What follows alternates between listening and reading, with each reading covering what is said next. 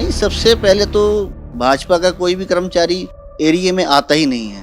कोई भी काउंसलर लगा लो या चाहे आज हमारे यहाँ निहाल विहार में हर दुकानदार एमसीडी वालों ने हर दुकानदारों से ₹500 महीने की एक पर्ची देकर चले गए हैं कि इस पे ₹500 महीना एमसीडी को एक पर्ची देनी पड़ेगी। लेकिन साफ सफाई नहीं होती, कई-कई दिनों तक कूड़ा उठता नहीं है। नमस्कार, आप देख रहे हैं हेडलाइंस लाइव न्यूज। दिल्ली में 5 सीटों पे उपचुनाव चल रहा है। राजनीतिक पार्टियां तेजी से जनता के बीच में जनता को लुभाने के लिए पहुंच रही है।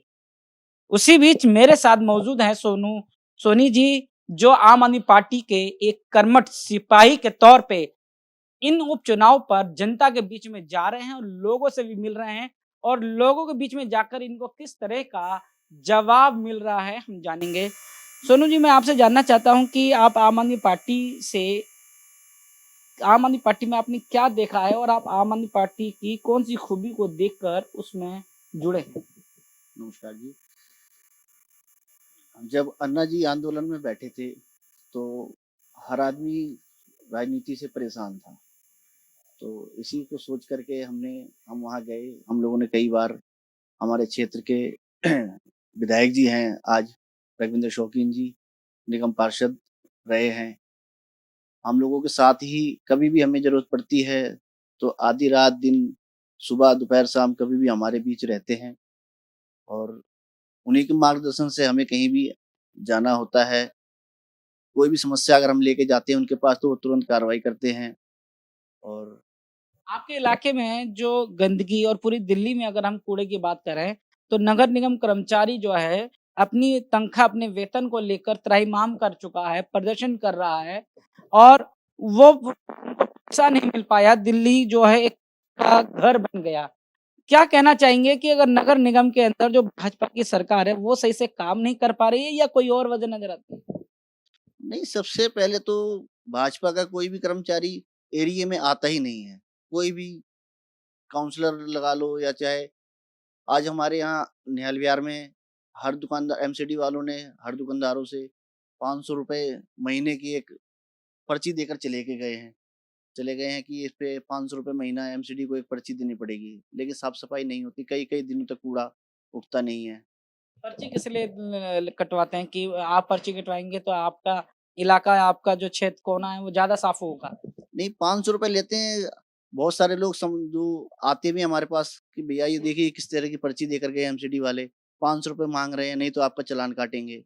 और बार-बार चालान काटते तो आदमी जो गरीब आदमी दुकान करके बैठा है, परेशानी से निजात पाने के लिए फिर उनको कुछ ना कुछ पैसे दे देता है।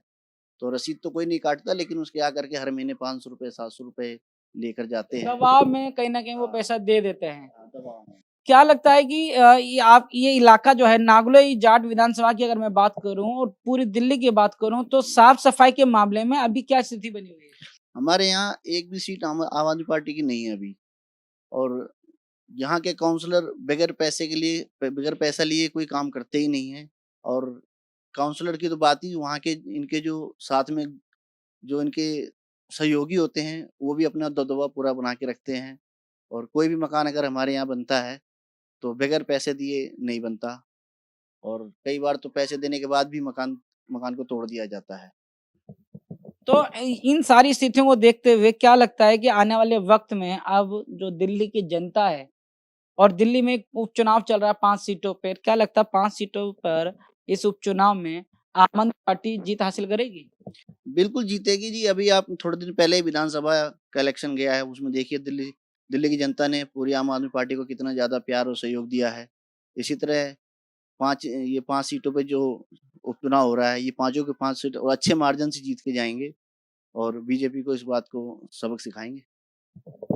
मेरे साथ जुड़े हुए थे सोनी जी, जिन्होंने बताया है कि दिल्ली कूड़ा-कूड़ा हो चुकी है और दिल्ली नगर निगम की जो भ्रष्टाचार की जो इकाई बन गई है, कि कहीं भी जाएँगे भ्रष्टाचार होगा, उसको खत्म करने के लिए आने वाले चुनाव में जो आम आदमी पार्टी उभर कर आ रही है और दिल्ली की जनता आम आदमी पार्टी को जिता के भेजेगी, इस तरह का विश्वास रखते हैं।